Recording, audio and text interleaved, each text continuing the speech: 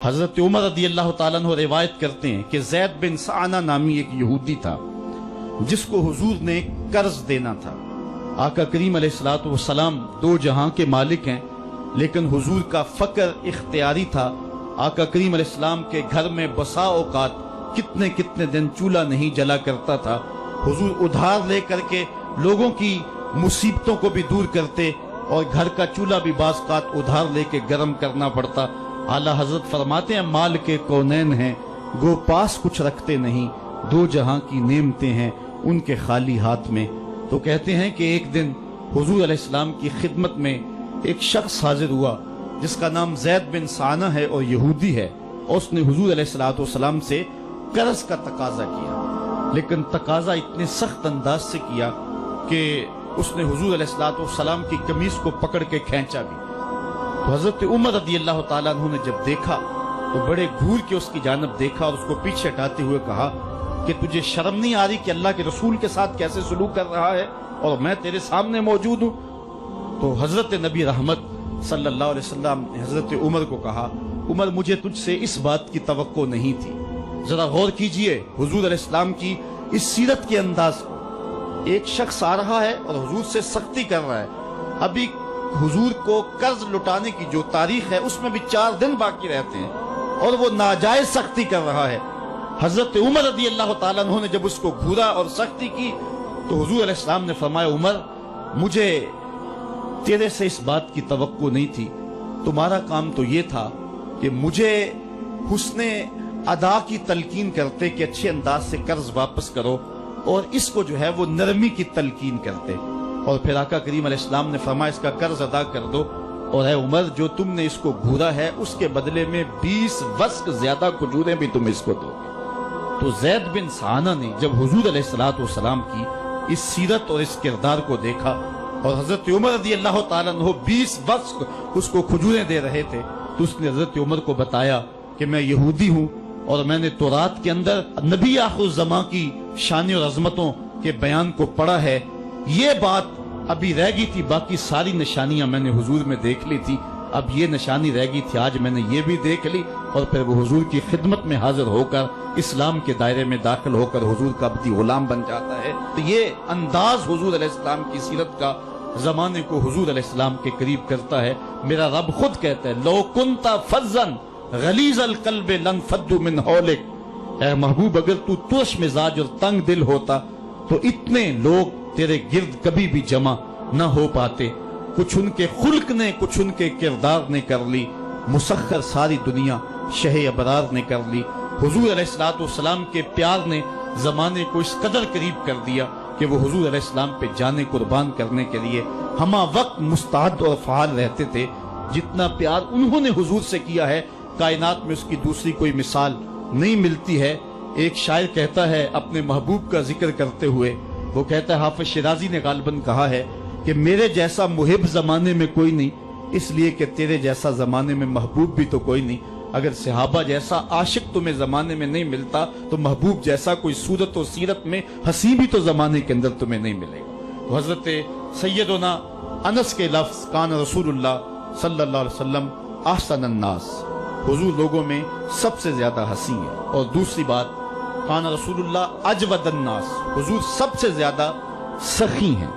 ایک شخص حضور کی خدمت میں حاضر ہوا اور اس نے سوال کیا، 2 پہاڑوں کے درمیان جتنی جگہ ہوتی ہے اتنی بکریاں تھیں حضور کے پاس، حضور نے ساری اس کو عطا کر دی۔ وہ واپس جا کے اپنی قوم سے کہنے لگا کہ محمد عربی ایسا شخص ہے اتنا عطا کرتا ہے کہ پھر کمی کا شائبہ ہی باقی نہیں رہتا۔ تیسری بات حضرت انس فرماتے ہیں کان رسول اللہ صلی اللہ علیہ وسلم احسن الناس واجود الناس واشجع الناس، کہتے ہیں کہ حضور جتنے دلیر تھے، جتنے بہادر تھے، کائنات کے تر اتنا بہادر ہم نے کوئی نہیں دیکھا۔ مولا کائنات فرماتے تھے جب جنگ کی بھٹی گرم ہوتی تو ہم دیکھتے کہ سب سے آگے بڑھ کر حملہ کرنے والے محمد عربی ہی ہوا کرتے تھے، اور ہم حضور علیہ السلام کی اوٹ میں ہوا کرتے تھے۔ آقا کریم علیہ السلام نے اپنی زندگی میں اپنی تلوار سے اور اپنے نیزے سے جو ہے وہ کسی کو قتل نہیں کیا ہے، صرف ابی بن خلف وہ بد نصیب شخص تھا جس نے کہا تھا کہ میں نے گھوڑا رکھا ہے जिसको 16 रतन मकई के दाने रोज डालता हूं और इस घोड़े के ऊपर सवार होकर मैं आऊंगा और ए मोहम्मद माज़अल्लाह आपको शहीद कर दूंगा। तो हुजूर अलैहिस्सलाम ने फरमाया अल्लाह ने चाहा तो मैं तुझे कत्ल करूंगा। और फिर गज़वाए उहद के मौके पे जब वो आया, कहने लगा कि मेरा रास्ता छोड़ दो, और फिर वो घोड़ा लेकर के आगे बढ़ा। सहाबा आगे बढ़ने लगे तो हुजूर ने फरमाया पीछे हट जाओ। हजरत हारिस बिन सम्मा से हुजूर ने छोटा सा नेजा लिया और आगे बढ़ के अल्लाह के महबूब अलैहिस्सलाम ने उसके गले के करीब उसका हल्का सा कचोका दिया और छोटा सा जख्म उसकी गर्दन पे लगा तो वो भागता था और चीखता था और कहता था कि कातलनी मोहम्मद, मोहम्मद ने मुझे कत्ल कर दिया है। लश्कर वालों ने कहा उबई बिन खलफ अजीब बात है, एक छोटा सा जख्म है और तू इतना शोर डाल रहा है।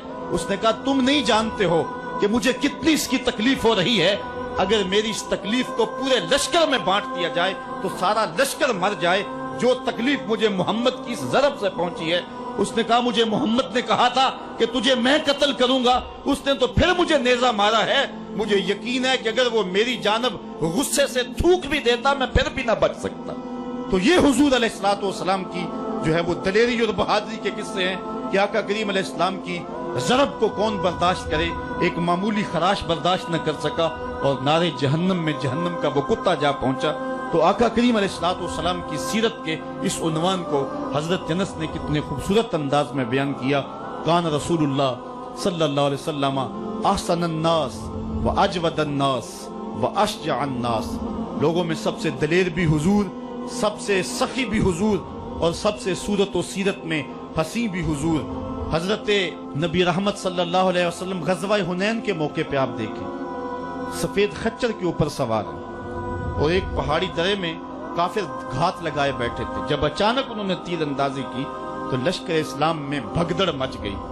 उस वक्त हुजूर थे जो खच्चर को आगे बढ़ा रहे थे। हजरत अब्बास रज़ियल्लाहु ताला अन्हु रिकाब थामे थे और आका करीम कह रहे थे अना नबी ला कज़िब अना इब्नु अब्दुल मुत्तलिब, मैं नबी हूं इसमें कोई झूठ नहीं, मैं अब्दुल मुत्तलब का बेटा हूं। तो हुजूर अलैहिस्सलाम का ये अंदाज के जब मैदान के अंदर भगदड़ मची है तो सबसे आगे बढ़ करके कुफार पर हमला करने वाले सफेद खच्चर के ऊपर मुस्तफा हैं। उलमा ने हुजूर की बहादुरी किस किस्से को बयान करते हुए फरमाया जंगों में खच्चर का सफेद होना, एक तो खच्चर का होना बहादुरी पे दलील है इसलिए कि घोड़े रखे जाते हैं कि भागना आसान हो, और दूसरा मटियाले रंग के जो है वो जानवरों की सवारी की जाती है। ये फौज की वर्दी का रंग मटियाला, इसकी हिकमत भी ये है। लेकिन आका करीम अलैहिस्सलातु वस्सलाम सफेद खच्चर पे जो है वो सवार थे।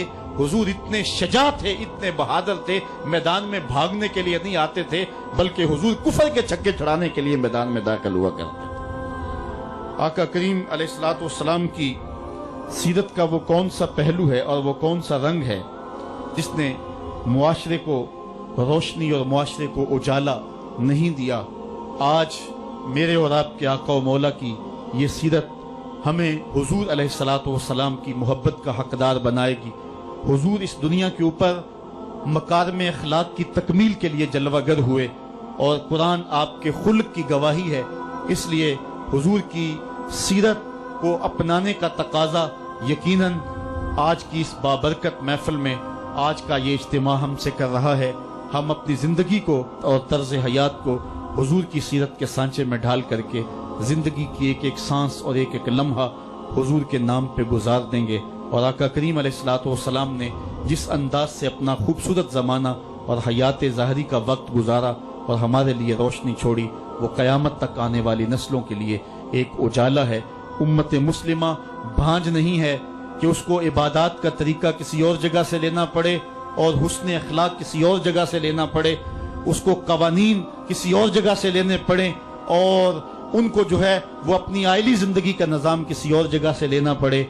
हमारी जिंदगी के सारे नमूने मुस्तफ़ा करीम की ज़ात में मौजूद हैं। मेरे रब ने कहा लक़द काना लकुम फ़ी रसूलिल्लाहि उस्वतुन हसना, हुजूर की जिंदगी तुम्हारे लिए बेहतरीन नमूना है।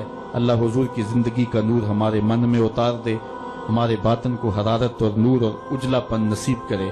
कारे मा आखिर शुदो आखिर जे मा कारे नशुद, मुश्ते खाके मा गुबारे ऊंचा यारे नशुद। व आखिर दावाना अनिल हम्दुलिल्लाहि रब्बिल आलमीन।